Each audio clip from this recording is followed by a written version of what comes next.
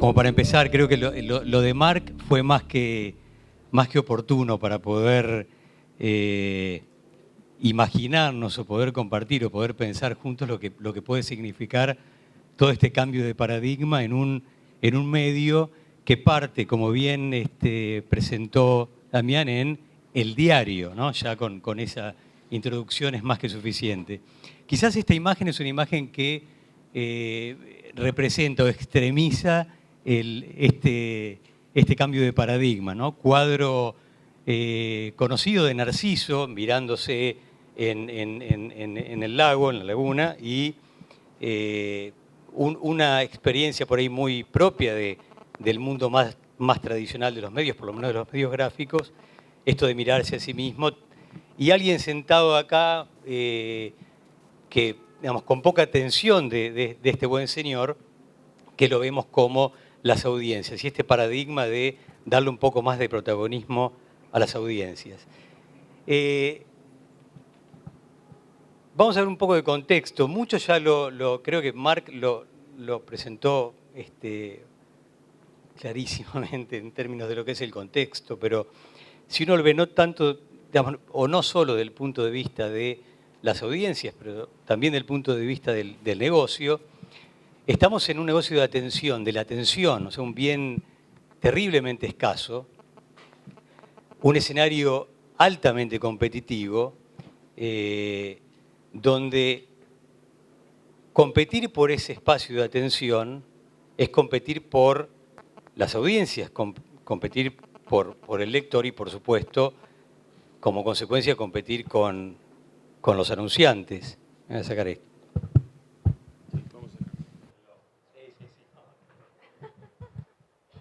Ahora sí. Pero este mundo de la atención distribuida es un mundo también de coexistencia. Si yo pido acá que levante la mano quien vio este domingo a la noche, me imagino que deben haber visto, quién siguió las elecciones por televisión. Perfecto. ¿Quiénes de esos, además, tenían el teléfono en la mano para ver cómo evolucionaban las estadísticas? Y seguramente alguno de ustedes también en algún momento fue y se sentó en la computadora o en la notebook que tenía para profundizar algo. Eso es la coexistencia. La coexistencia son acumulación, no es más secuencial. No es que dejo una plataforma para ir a la otra, sino que voy acumulando plataformas. Eso impacta mucho en nuestro proceso. Palabra inventada creo que por los americanos, por ahí una versión más vernácula sería un poco de promiscuidad entre competidores y o socios, pero muy central en lo que es la vida de un medio, o sea, en el paradigma de Google, de Facebook y toda la interacción. No solo como competidores ante el mismo mercado de anunciantes y atención de lectores, sino además como principales generadores de tráfico hacia los contenidos. Entonces hay realmente un mundo de competencia y competencia. Y por supuesto, lo importante, y creo que Marc lo planteó en un par de veces, y lo que por ahí nos mueve, el motor que nos da esperanzas en el cambio, es el valor de las historias. Más allá de la dispersión de plataformas, más allá de la simultaneidad, todavía el peso de las historias y el contar historias, no ya solo para un formato tradicional de medios, sino además para los juegos, para las marcas que tienen que hacer publicidad. O sea, el valor hoy de contar historias sigue teniendo un atractivo importante. Si uno parte de este contexto y va al inicio de Damián presentando como el diario La Nación, se pueden imaginar lo que significa el necesario proceso de transformación para cualquier medio tradicional, naturalmente, mucho más profundo y necesario para un medio tradicional gráfico. Y esta evolución puesta también extrema de un medio tradicional estático y monolítico hacia algo, un concepto que es más un híbrido entre generador curador de contenidos y servicios, porque también estamos hablando de servicios, en el mundo digital, con este paradigma de la acumulación de fases. Esto significa que no abandono una fase anterior, el papel, para ir al digital. No, voy sumando y acumulando fases porque la atención es multiplataforma y necesito acumular. Es decir, que la decisión de que el diario en papel siga siendo... A mí siempre el formato de papel grande de La Nación me costó mucho. Me costó en la playa, me cuesta en el living, me cuesta desayunar, me cuesta siempre. Pero debe haber un público que sigue consumiendo la plataforma tradicional y la decisión de seguir con la plataforma tradicional exactamente, ir agregándole otras, es absolutamente pensada. Tiene un porqué muy claro. 100%. Digamos, para pensar en términos de audiencias, hoy, si uno va al diario papel y sin multiplicar, o sea, simplemente a nivel ejemplares, estamos hablando de 4,5 millones de ejemplares por mes que llegan a las casas o a las oficinas. Si vos calculás 1,5, 2, 3, depende del día, de lo que se llama el readership, o sea, cuánta gente lee por ejemplar, todavía tenés un volumen importante de gente que sigue, que seguramente en esto de fases acumuladas es poco probable que lea solo el papel, ¿no? Seguramente es mucho más un ritual que después se va completando. El ciclo de vida durante el día es cambiante. Lo que pasa hoy con el consumo, ya cuando uno lo analiza por una sola plataforma, el consumo de mobile es muy distinto cuando uno lo agarra como despertador, lo apaga y tal vez entra primero una noticia y lo que hace antes de volver a poner el despertador a la noche y dejarlo, que seguramente entra contenido un poquito más liviano para cerrar el día con algo más light, ¿no? Pero vamos a verlo en fases. ¿Qué representa esto en un esquema de transformación de fases acumuladas? Si vamos a la primera, a la más conocida, y la foto de Mark de la familia mirando la televisión, esta foto es muy representativa en este proceso porque estamos hablando de un proceso de transformación de un diario que nació en 1870. Esta foto es foto de reunión de tapa, reunión de redacción de aquel diario inicial. O sea, estamos hablando de un hábito no solo de consumo, de lectura, sino un hábito de generación de contenidos que tiene más de 55.000 ediciones. Con un formato, cuando uno piensa en la fase inicial, la fase más pura del papel, que es una fase modalidad broadcast, ¿no? Genero un contenido, lo comunico y ustedes lean, ¿no? Es 100% one way, fue el origen. Después vino una primera fase, llamemos el gen digital, bastante tempranamente, digamos, es uno de los primeros diarios en el continente en haber lanzado su versión digital, pero por supuesto con una mentalidad de réplica. Era sumo una plataforma para replicar el contenido. Pero incluso no solo replicaba, sino que te daba menos contenido porque todavía se esperaba la venta del papel, ¿no? Definitivamente. Era como, o sea, amarrete. La primera versión digital no te daba todo el contenido que tenías en papel. A ver, tanto es así que creo que si uno puede agarrar un periodista de aquella época, puro de papel, y uno le pregunta, ¿hubieses entregado no digo una primicia, pero una columna al digital antes de publicarlo mañana en el papel? Digamos, te cortaba los dedos. Claro. O sea, naturalmente era uno de los principales pecados capitales. Por eso es una fase que sigue, digamos, un germen de algo que al momento se vio como una nueva plataforma para replicar o para extenderlo el modelo tradicional. Una tercera fase, que es la que estamos hoy, digamos, donde la principal revolución la trae el móvil, naturalmente, y las redes sociales, donde empieza así ya a cambiar de esta modalidad broadcast a una modalidad broadband, donde hay un ida y vuelta, con mayor o menor intensidad, pero ya empieza a haber una respuesta y hay un primer paso de lo contextual, un primer paso de lo personalizable. O sea, si yo puedo formatear el contenido en mi teléfono, seguramente va a ser distinto al tuyo. Como también elijo un sonido distinto y como elijo unas fotos para el teléfono distinto al que usás vos. Digamos, si uno esto lo tiene que pensar en términos de nuevo de fotografía, y cuando vos decís qué pasa con el papel y qué pasa con el digital, digamos, volvemos a esto, te decía, 4,5 millones de ejemplares de papel, unos 700.000 ejemplares de revistas por mes y 25 millones de usuarios únicos. Entonces, tenés con mucho solapamiento, naturalmente, y mucha acumulación de nuevo de fases entre ellos, pero una cosa central es el peso relativo del mobile en esa torta de los 25 millones.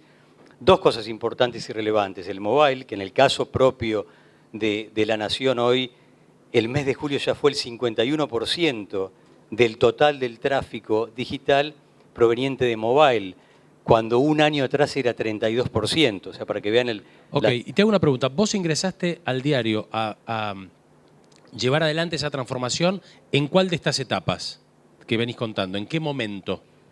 Yo creo que es, digamos, en esta 3. En esta etapa. Etapas avanzadas, porque esto es un proceso continuo y con cambio permanente. ¿Y cómo funciona que un diario tan tradicional, tan conservador, llame a un tipo de otra industria? ¿Por qué llama a un tipo de otra industria y le da la llave del diario, de la empresa para esta transformación? ¿Cómo funciona eso? Creo que a veces se cometen errores, naturalmente, todos somos humanos. A ver, creo, te lo puedo decir desde la experiencia personal de haber creído que abandonaba una industria y haberme dado cuenta que llegaba casi a la misma. A la misma, claro. O sea, en realidad, creo que dejé la industria mobile después de unos cuantos años y hoy uno se encuentra que todo se trata de... me parece que el proceso natural, y tiene que ver también con la presentación que vimos antes, de estas fases o paradigmas que son cada vez más líquidos, donde difícilmente el contenido y los caños sean mundos diferentes o mundos no complementarios. O sea, hoy son mundos muy integrados. Entonces creo que naturalmente es parte del desafío que tenemos en los medios y para alguien que viene del mundo mobile a devenir en aprendiz entusiasta de medios, creo que lo terminás viviendo como algo natural. Deseabas, cuando estabas en el mundo de los caños, poder tener contenidos. Cuando estás en el mundo de contenidos, deseas llenar los caños. Entonces claro, es una dinámica bastante similar. Pero tal vez la fase 3 es la menos... es la fase en la que estamos viviendo. Tal vez es más fácil de entenderla o de interpretar cuáles son los desafíos que tiene. El tema es la 4, la 5, la N. O sea, es una fase que... ¿qué significa esta fase? Ni la más pálida idea. Nadie sabe. Digamos, nadie sabe, y creo que es una fase donde es prueba y error y hay que estar y hay que entrar y hay que explorar con sí algunos conceptos que, de hecho, muchos son evolución natural de la fase 3. El tema de lo contextual, ¿no? Tal vez la experiencia más obvia y más conocida, la del Google Now. O sea, el poder saber que en el break estaba sentado comiendo acá a 3 cuadras y el teléfono me dijo, flaco, tenés que terminar de comer porque estás a 3 cuadras y empieza la presentación. O sea, alguien que sabe dónde estoy, a qué distancia de lo próximo que tengo que hacer y seguramente me pudo haber dado un contenido adecuado a... O sea que a lo usted que iba está a hacer. pensando cómo le llega el contenido a la audiencia en relación a los contextos en los que está en cada momento y según en qué device, en qué aparato está recibiendo tu información. Y están trabajando para generar contenido de esa manera, pensando en el contexto y en el device. Te diría que, para hacerlo un poquito más humilde, estamos trabajando en entender lo que va a ser esa demanda. Okay. ¿Sí? De nuevo, el paradigma de la foto esta que me gustó del auto con el baúl abierto y alguien tratando de meter todo, bueno, no es lo mismo para todo. Hay que pensar bien qué es lo relevante para cada formato. Pero necesariamente esto llamado contextual awareness o como se llame, o la evolución de la personalización es central. Para las marcas también, o sea, ya la publicidad tal cual la conocimos y la creatividad de producto también es algo que tiene un cambio de paradigma, la necesidad de generar contenido, de contar historias, lo que se llama branded content, native advertising, una cantidad de denominaciones, pero lo importante es el storytelling llevado también a las marcas o a los juegos, digamos, desde lo más simple como preguntados hasta Game of Thrones, o sea, contenidos que cuentan historias a través de los juegos.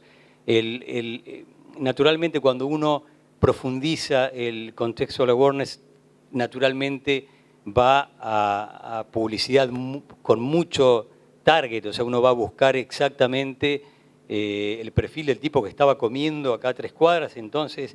Y después viene una charla de medios, probablemente a este tipo le interese esto otro y servir esa publicidad en ese momento.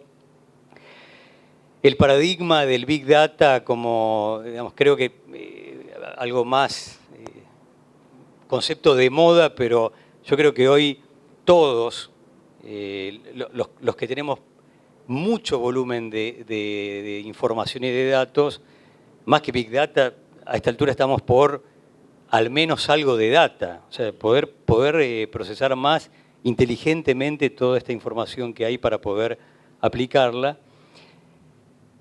Y el gran signo de pregunta con Internet de las cosas, en general, mucho más allá de los relojes inteligentes y pensar qué van a necesitar los autos el día de mañana cuando estén conectados, qué tipo de información va a ser relevante, qué tipo de contenidos vamos a tener que generar para ese tipo de dispositivos, para los displays inteligentes que haya en la calle, ya no es solamente pensar en el paradigma de la heladera que uno saca el sachet de leche y le avisa que tiene que comprar. Digamos, hay cosas que tienen que ver mucho más con enriquecer la experiencia de usuario.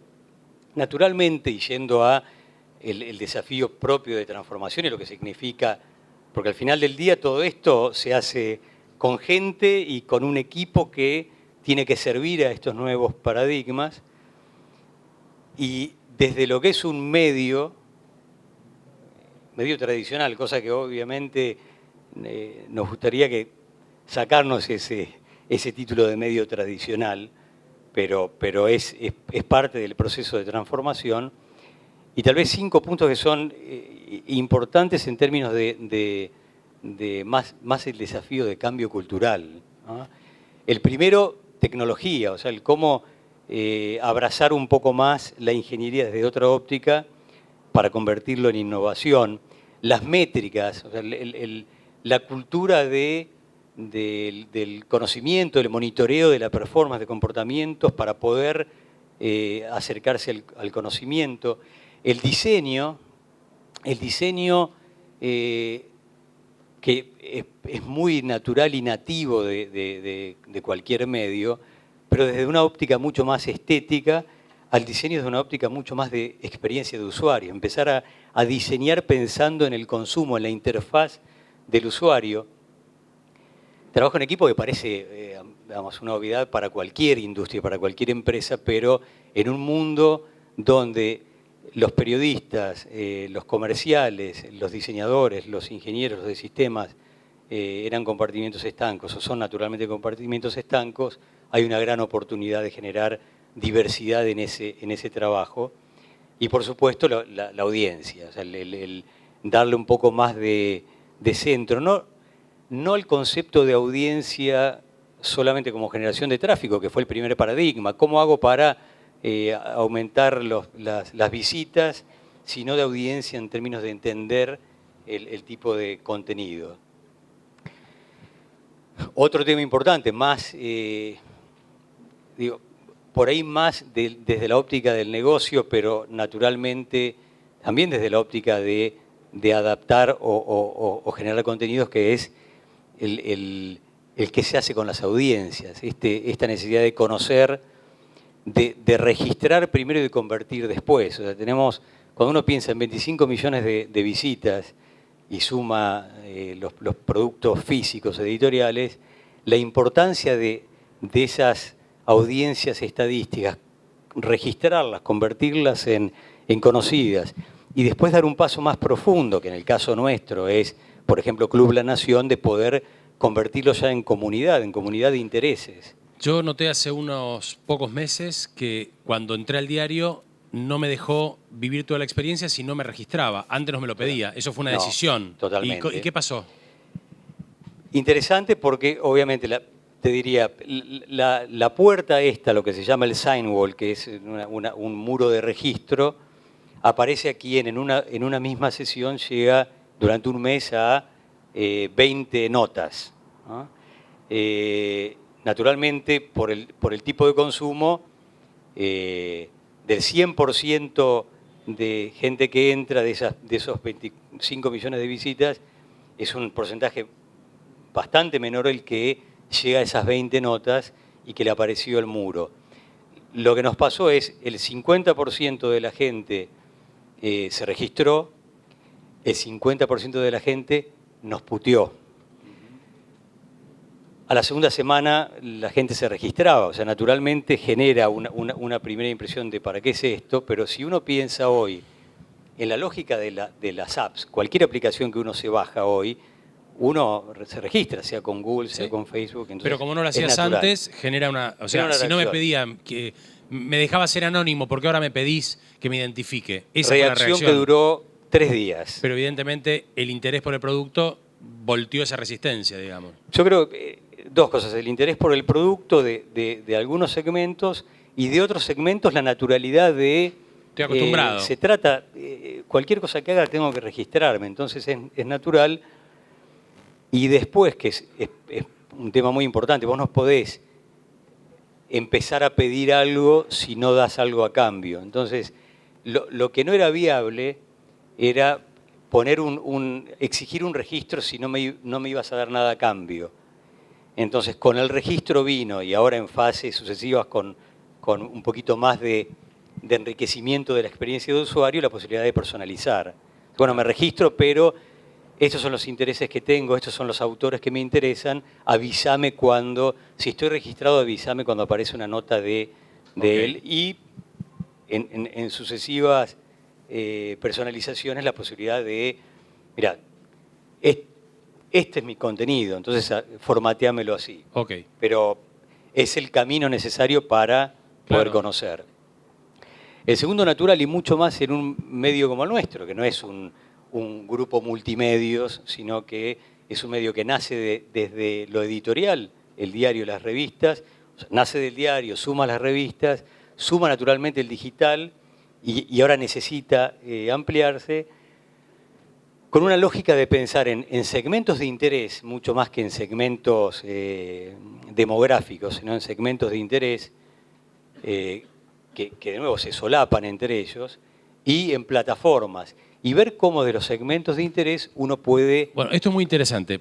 Lo pasás así nomás, pero me parece que hay algo clave. No dividen en segmentos por edad ni por clase económica, sino que dividen por intereses. Ustedes identifican a ese público que identificaste, le identificás intereses y le vas a dar contenidos a través de las diferentes plataformas. ¿Esto quiere decir eso? A ver, tu principal métier es la generación y la curación de contenidos. Entonces, vamos a un ejemplo. Olala hoy es una revista que tiene ya una comunidad. mujeres de 25 a 35, muy fuerte. ¿Lo pensás por ese segmento o lo pensás ya, lo ampliás a... Hay un segmento que es moda y belleza, que atraviesa edades y atraviesa sexos también, y tiene una oportunidad. Entonces, hoy tenés el producto print, tenés el producto digital, vas a hacer eventos, vas a hacer videos, vas a generar probablemente algún día algún marketplace que aproveche esto. Entonces, la forma en la que estamos empezando a focalizar ahora este desafío de ampliar o de extender es a través de las fortalezas que uno tiene. Las fortalezas que tenemos tienen que ver con la capacidad de generación de contenidos en determinadas líneas de interés. Entonces, ¿cómo desde ahí amplificás? Marcado video, naturalmente, porque era la gran plataforma ausente en nuestro medio, y tenías los contenidos. Entonces, primera experiencia que estaba, la pasé antes, más relacionada al primer segmento que es actualidad, conversaciones. ¿Y cómo fue la experiencia de conversaciones? Fue el primer gran lanzamiento de video de producción propia del digital. 100%. ¿Sí? Puesto con mucha relevancia en la página, ¿sí? Con mucha relevancia, con lanzamiento. ¿Cómo es la experiencia? ¿La gente le gustó? ¿Funcionó? ¿Monetizó? La experiencia, la verdad que fue buenísima con varias implicancias. Una, la natural de captar nuevas audiencias o interés por las visitas que tuvieron los videos.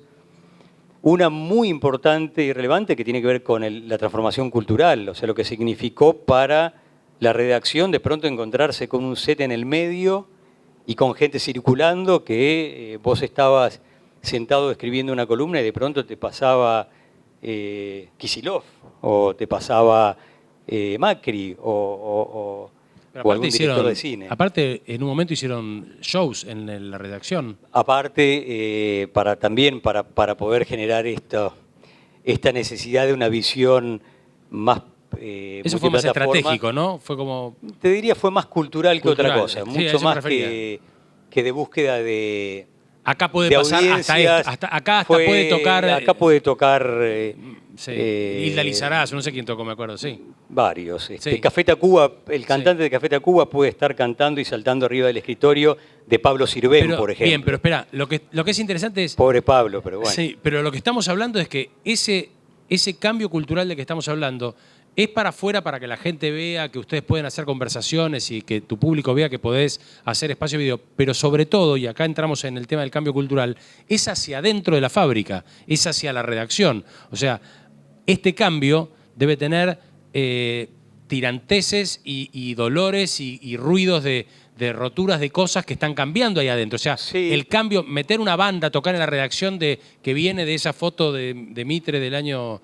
Yo grabé una película, filmé una película de Subiela no sé cuántos años, y la redacción era un lugar, era sacrosanto, me acuerdo todo de madera, en el viejo edificio 100%. Bullar, era un lugar muy rígido, ¿no? Muy especial. Me imagino que a eso te referís con el cambio cultural. Sí, pero a ver, me parece que hay cosas que son, y así como lo estamos viviendo, hay cosas que es mucho más los fantasmas que uno se crea previamente a, que lo que termina siendo. O sea, creo que la gran ventaja, lo que facilita el proceso de transformación es la conciencia de transformar o morir. Claro, ¿no? El cambio es inevitable, sí. El cambio es inevitable. Eso por un lado. Y por otro lado, uno es consumidor de lo que hace también. Entonces, cuando uno ve, creo que las entrevistas fue un caso central, porque el entusiasmo que generó, primero ver que podíamos hacer contenidos de calidad audiovisual y tener un rol central. Ver el efecto cascada que generó. Funcionaron en los entrevistados. Te pregunto, el número funcionó. ¿Cómo fueron 4 millones de visitas, de views de los videos en realidad hasta julio, con obviamente una intensidad mucho mayor al comienzo. Ahora estamos en la etapa donde quizá conversaciones era lo más natural que podíamos hacer. ¿No? Era lo más esperable, lo más obvio. Teníamos las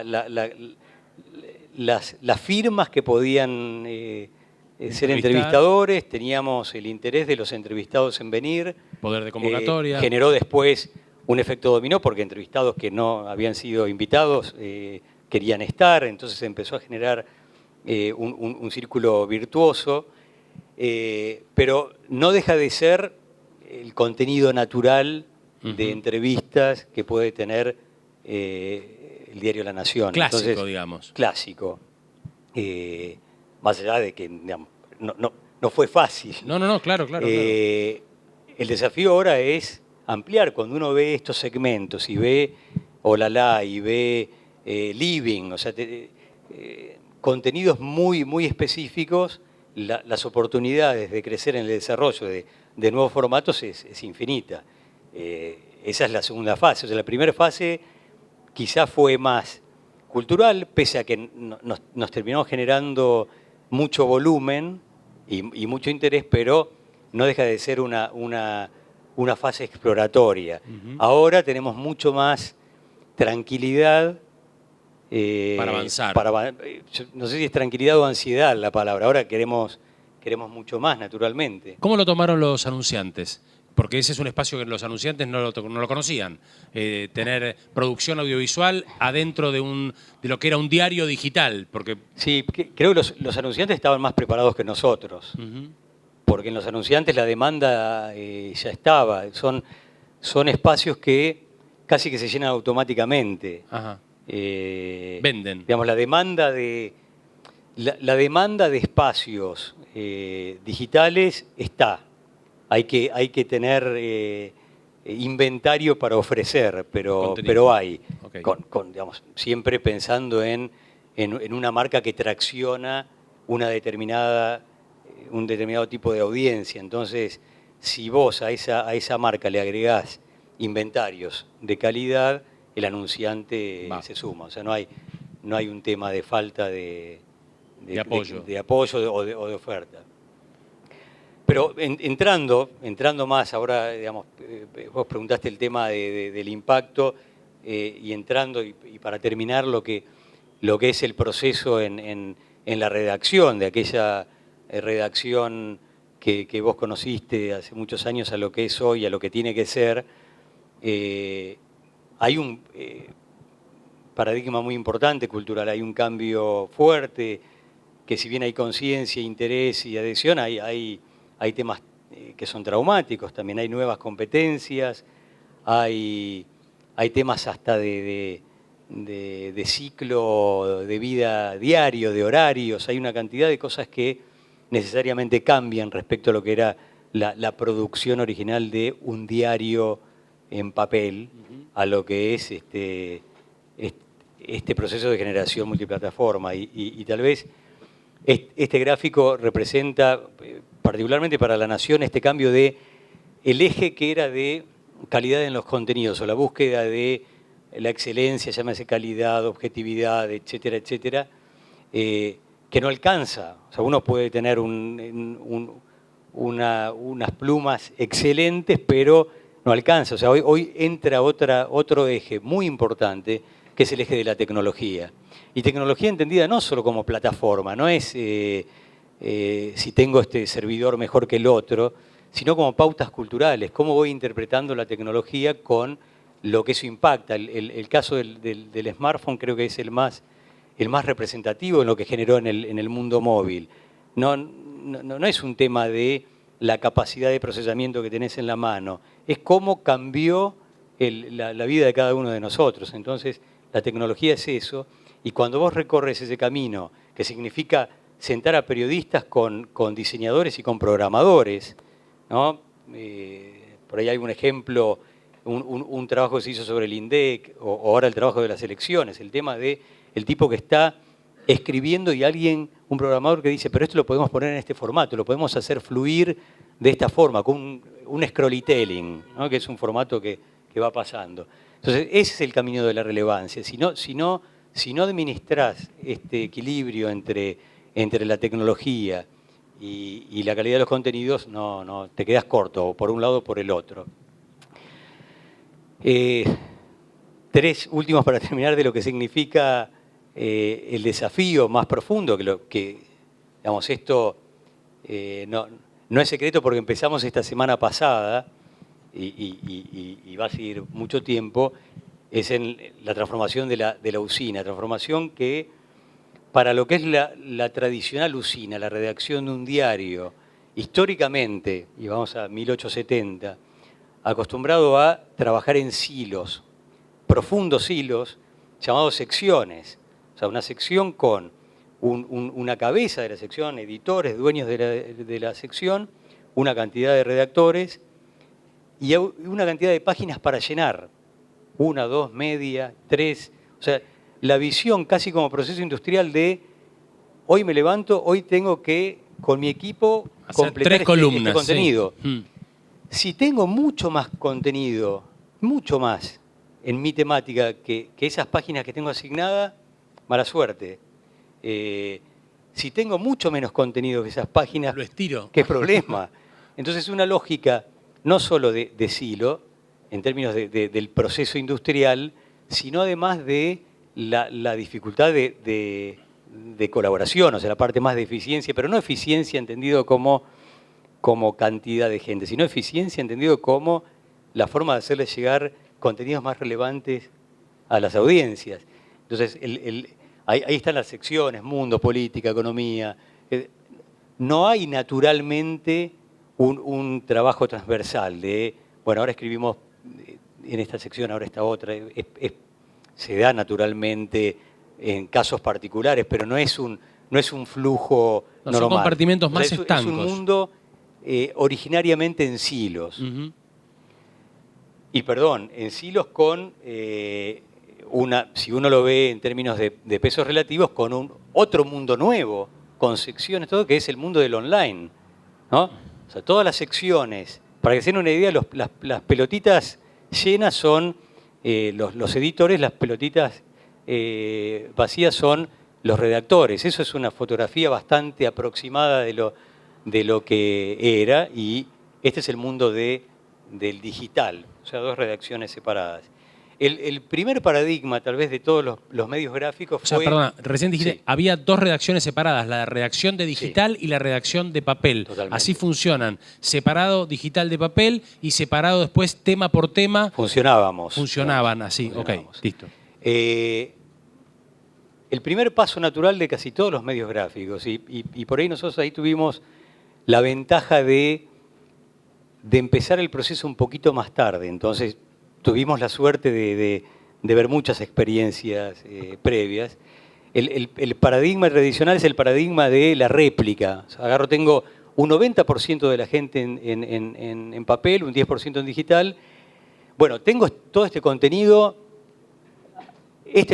que tiene texto y fotos es contenido que también sirve para el digital, o sea, el concepto más de réplica. Y es lo que llamamos el área de distracción, es lo que te hacía pensar que, bueno, con esto cumplo bastante, cuando en realidad lo relevante para el mundo digital es lo que queda afuera. Claro. Entonces, ese paradigma viejo de, tal vez, paper-centric no funcionó.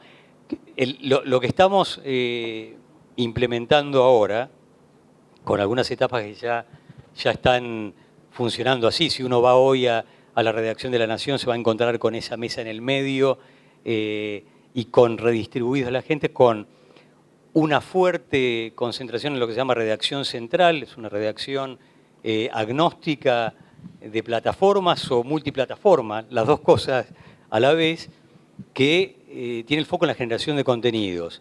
Y 2 áreas que tienen la experiencia en la plataforma y la interfaz de usuario, o sea, que es relevante para, sobre todo en digital o en video, y en el diario no solo eso, sino además el proceso productivo, porque el diario tiene que llegar a la mañana a la casa del lector. A ver, espera, en la placa, sí. Te agrego algo nada más, porque lo importante de este formato es que aquella mesa central que tenía por ahí la expresión más relevante en la reunión de etapa, de las 4 de la tarde donde se define la etapa, pasa a ser una reunión mucho más distribuida en el tiempo, donde aparece un rol muy importante, que no existía, que es el rol de audiencia. O sea, en esa mesa, donde se sienta la cabeza de la redacción central, la cabeza del papel y del digital, se sienta un tipo que es el que trae la voz del cliente a la mesa, en términos de qué se leyó, qué no se leyó, qué movió, qué no movió audiencia. Eso es lo que se va haciendo a lo largo del día. Perdón. No, te decía, en la placa anterior pasó un dato muy importante. El 90% de la gente está en papel y el 10% de la gente está en digital. Más o menos así si uno toma Hoy, el medio de las redacciones proceso de integración, convergencia o ¿y hoy cómo evolución, como están? se llame. ¿Hoy cómo están esas No, porcentajes? hoy se está mezclando. Se está mezclando porque el gran número va a estar en la redacción central. Y esto está físicamente así en el diario. O sea, este es un espacio físico. O sea, el cambio cultural se produce también en los espacios, en los puestos de Sí. trabajo. O sea, acá, en este cambio hay jefes que dejaron de ser jefes porque su espacio dejó de tener esa preponderancia. Correcto. Y pasó a estar en otro lugar.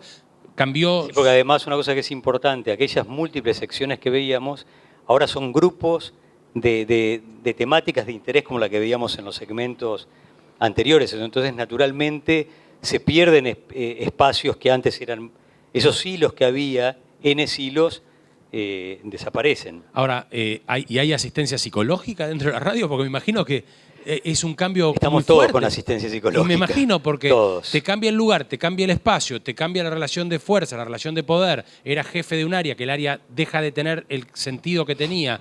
Es muy fuerte el cambio. A ver, todo proceso Sí, sí. de cambio tiene su lado traumático. Tan traumático como cierto que o se cambia o no hay alternativa. O se pierde relevancia, pero creo que hay mucha conciencia de la necesidad del cambio.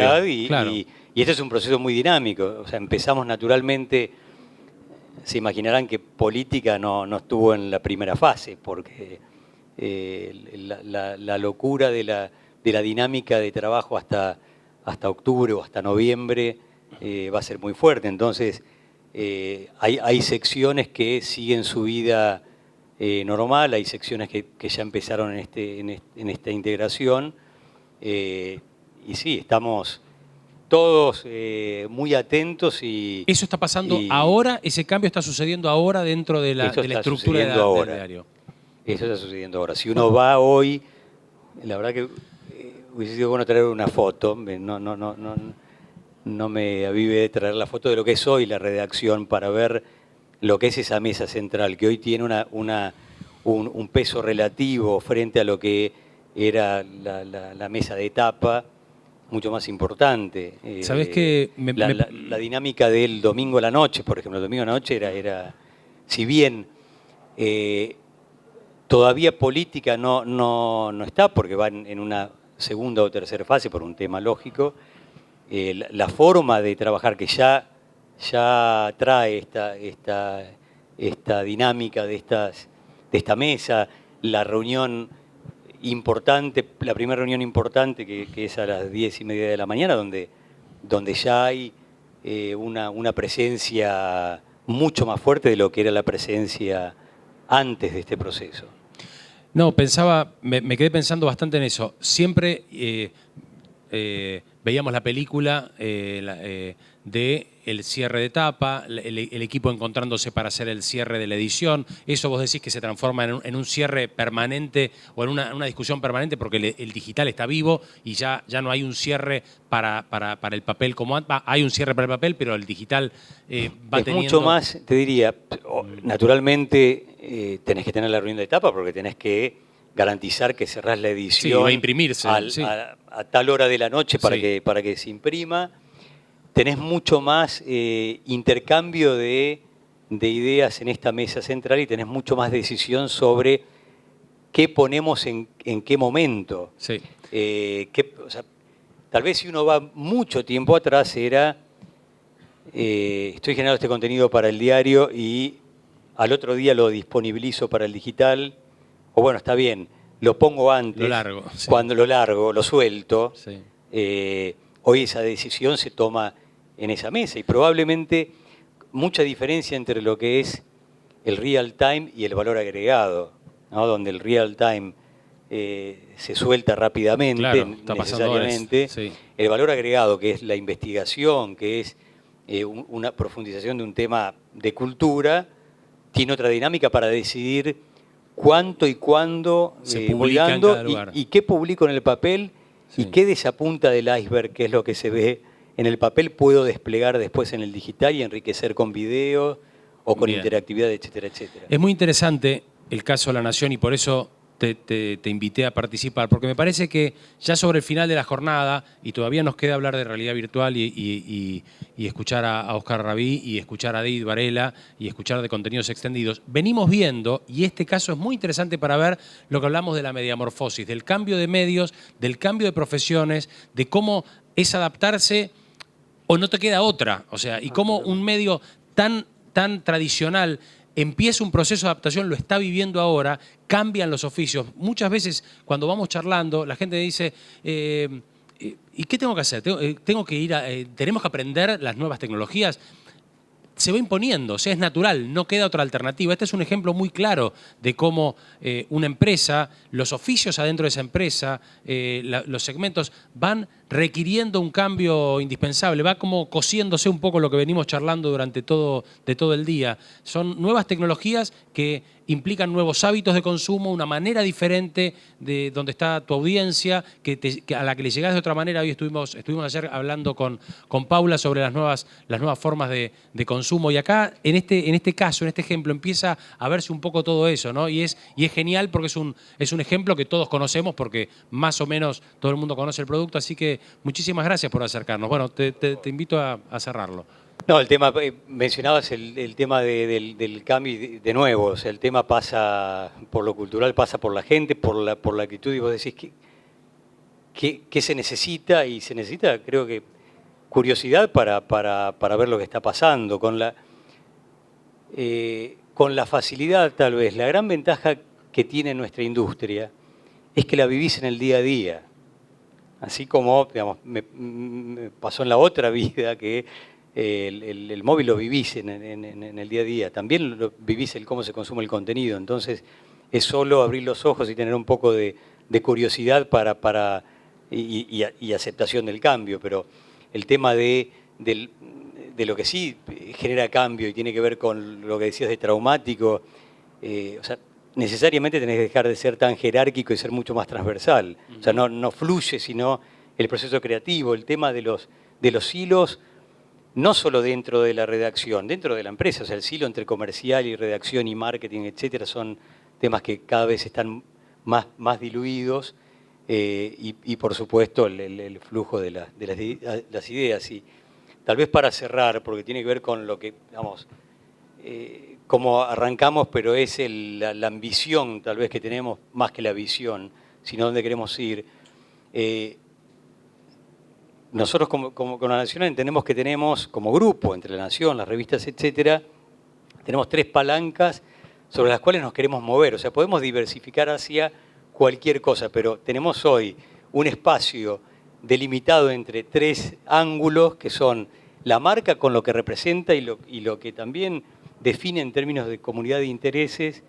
Tenemos la capacidad de generación de contenidos, que es lo que nos da relevancia, y tenemos la capacidad de crear una audiencia y transformarla en comunidad.